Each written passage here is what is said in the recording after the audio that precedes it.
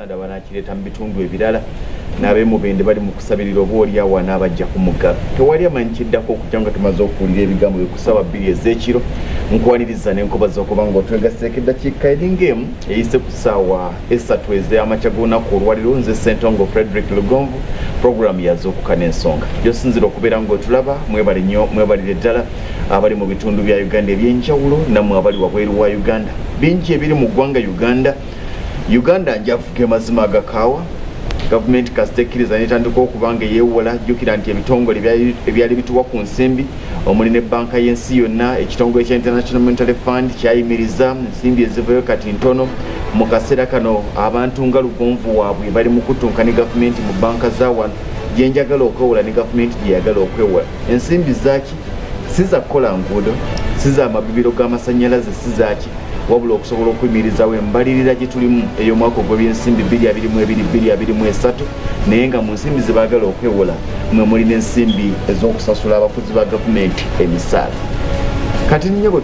bwazibidde mu ggwanga erya Liberia mawulire agavayo pulezidenti wa Weah ali ku kyokya embeera gy'alimu simple omwe kuva mu bantu be abakulembeze mu bibiina ebyenjawulo ebiri mu ggwanga erya Liberia bongedde okumulangira okudiibuuda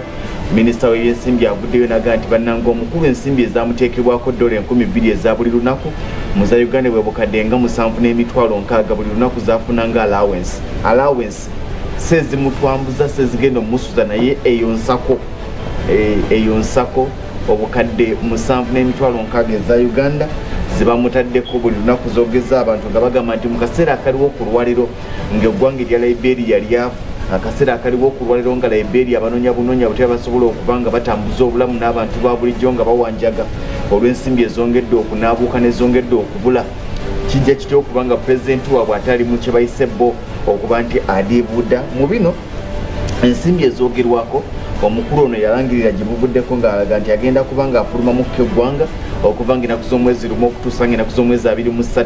omwezi guno ogw'e11 yagamba yafulumya ekiwandiiko ng'ategeeza Senate nti banaye ngenda kuba ng'afulumamukko okuva nga lumu okutuusa nga 23 omwezi guno ogw'e11 bw'obalaabalamu awo ennaku ziringa 22 ezirina okuba nga ate tali mu ggwanga naye mu zino ennaku 22 wabukadde nga 167 eyo nsako allowance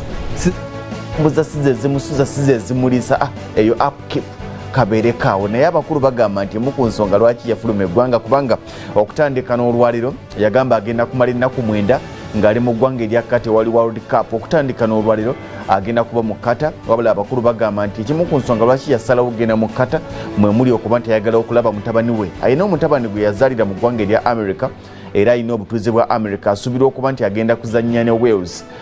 mu World Cup nga kiraga nti yemu ku nsonga ayagala kulaba mutabani we ng'ali mu kisaawe azannya naye amawulire agavayo si malungi abantu bali mu mbeera ya kusoberwa n'abakulu bennyini mu gavumenti beebuuza nti mu kaseera ke tulimu nga Liberia kijja kitya okuba nga pulezidenti yatusuubiza nti agenda kukola ekisoboka okulaba ng'asala ku nsaasanya agenda kukola ekisoboka okulaba nga ensimbi zaffe ziddamu okufuna omuzinzi ate yali mu kuzidiibuuda buli lunaku bamutaddeko obukadde 7,600 ye mutabani we oyo gwe twogerako asuubirwa okuba nti oba oliawo